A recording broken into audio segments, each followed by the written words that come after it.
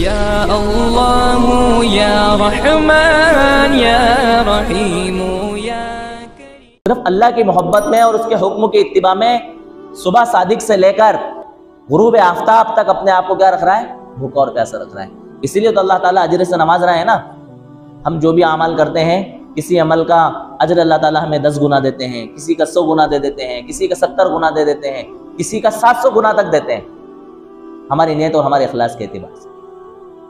لیکن روزے کے بدلے کا کوئی لمٹ ہی اللہ تعالیٰ نے نہیں رکھا، بلکہ اللہ تعالیٰ نے یہ کہا کہ یہ روزہ صرف میرے لیے ہے اور اس کا بدلہ بھی میں ہی دوں گا۔ میں نے جو پہلے کی بات بیان کری، اس سے سمجھ میں آ گئی نا بات کہ روزہ صرف کس کے لیے ہے؟ میرے لیے۔ میرے لیے ہونے کا یہی مطلب ہے کہ اس بندے نے اپنے آپ کو اتنے لمبے وقت تک بھوک اور پیاس سے صرف میری محبت میں تڑپائے رکھا، تو میں اس کا بدلہ ایسے گنتیوں کی شکل میں نہیں دوں گا اور فرشتوں سے نہیں دلواؤں گا، بلکہ میں خود بدلہ دوں گا۔ آپ اندازہ لگائیں، جس چیز کا بدلہ خود اللہ تعالیٰ دے دے، اس سے بڑا بدلہ کیا ہو سکتا ہے؟ کچھ اور چاہیے اس کے بعد میں ہمیں؟ ہمارے ساتھ کوئی کچھ احسان کر دے تو ہم ایک وہ دعا کہتے ہیں نا، جزاک اللہ خیر۔ یہ دعا بہت زیادہ دی جاتی ہے تو اس کی اہمیت ہمیں پتہ نہیں ہے۔ یہ بہت بڑی دعا ہے، یہ بہت جامع دعا ہے۔ بعض مرتبہ تو یہ ہوتا ہے کہ کسی نے کوئی احسان کیا، ہم نے اس کو جزاک اللہ کہا، پھر ہم نے اس سے کچھ بدلہ دینے کی کوشش کی، تو وہ یہ کہتا ہے کہ صاحب آپ تو کیا کریں؟ دعا کریں۔ کیا کہتا ہے؟ دعا کریں۔ ابھی آپ کو دعا دی تو جزاک اللہ خیر، یہ دعا نہیں ہے کیا؟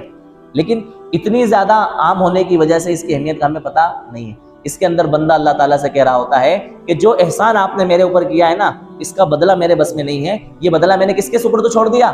اللہ تعالیٰ کے سپرد چھوڑ دیا۔ اللہ اس کا آپ کو کیا دے؟ بہتر بدلہ دے، اس کا بہتر اجر دے۔ اب بتاؤ، اللہ تعالیٰ سے بہتر اجر کوئی دے سکتا ہے؟ تو فرمایا کہ روزہ میرے لیے ہے اور اس کا بدلہ میں ہی دوں گا۔ اور ایک روایت میں آتا ہے، اللہ کے رسول نے فرمایا، اللہ تعالیٰ فرماتے ہیں کہ روزہ میرے لیے ہے اور اس کا بدلہ میں خود ہوں۔ یعنی اللہ تعالیٰ خود اپنی ذات کو بدلے میں دے رہا ہے۔ قربان جائے اللہ تبارک و تعالیٰ کے اوپر، کیسا اللہ تبارک و تعالیٰ اپنے بندوں کو جو ہے نا مہربانیوں سے نوازنا چاہتے ہیں۔ اس کو ایک مثال سے سمجھیں۔ ایک مرتبہ محمود غزنوی نے اپنے جو غلام تھے نا، ان غلاموں سے کہا کہ بھئی یہ تمہارے سامنے میں نے ہیرے جواہرات بکھیر دیے، ان میں سے جس کے جتنے پلے پڑ جائیں اتنے لوٹ لو۔ بکھیر دیے اور بکھیر کے آگے گھوڑے پر سوار ہو کر کے آگے چلے گئے۔ ان کا ایک مشہور غلام تھا جس کا نام تھا ایاز۔ کیا نام تھا؟ وہ ان ہیرے جواہرات پر نہیں لپکا اور ان ہیرے جواہرات کو اس نے لوٹنے کی کوشش ہی نہیں کی، بلکہ وہ بھی اپنے آقا کے پیچھے پیچھے پیچھے پیچھے چل دیے۔ کچھ دور جانے کے بعد جب محمود غزنوی کی پیچھے کی طرف نظر پڑی تو دیکھا کہ ایاز تو میرے پیچھے ہے۔ تو محمود غزنوی نے کہا، ایاز کیا بات ہے، بڑے بد نصیب انسان ہو، سارے غلام جو ہے ہیرے جواہرات لوٹنے میں لگ گئے اور تم نے اتنے قیمتی ہیرے جواہرات چھوڑ کر کے ہمارے پیچھے چل پڑے۔ تو محمود غزنوی کے غلام ایاز نے جو جواب دیا نا، وہ قابل تعریف ہے۔ یہ بات سمجھانے کے لیے میں نے یہ واقعہ ذکر کیا۔ فرمایا، حضرت مجھے ہیرے نہیں چاہیے، ہیرو والا چاہیے۔ کیا چاہیے؟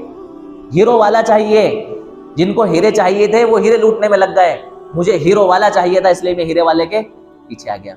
تو ہمیں جنت نہیں چاہیے، ہمیں جنت والا چاہیے۔ کیا چاہیے؟ جنت والا چاہیے۔ ہمیں حورے نہیں چاہیے، حوروں والا چاہیے۔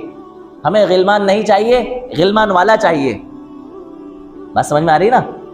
تو اللہ تعالیٰ نے فرمایا کہ روزہ میرے لیے ہے اور اس کا بدلہ میں خود ہوں۔ اللہ تبارک و تعالیٰ یہ کب نوازتے ہیں؟ ان انعامات سے۔ آپ کو سننے کے بعد میں لگا کہ یار بڑا پیارا سودا اللہ تبارک و تعالیٰ کی طرف سے، جبکہ ہم روزے کو روزے کے ڈھنگ میں اور اس کے طریقے پر رکھیں، روزے کو روزے کی حقیقت کے ساتھ اور روزے کا جو حق ہے نا اس حق کے ساتھ ہم انجام دیں تو اللہ تبارک و تعالیٰ کی طرف سے انعامات ملتے ہیں۔ روزے کا کیا حق ہے؟ ایک حق تو ہمیں معلوم ہی ہے جو ہم کرتے ہیں کہ صبح سے لے کر کے شام تک، یعنی کہ طلوع آفتاب سے لے کر غروب آفتاب تک ہم اپنے آپ کو کھانے پینے اور اپنی بیویوں سے اپنی جائز خواہشات کو پورا کرنے سے روکے رکھتے ہیں۔ یہ بالکل ہم انجام دیتے ہیں اور اسی کا نام روزہ رکھنا ہے۔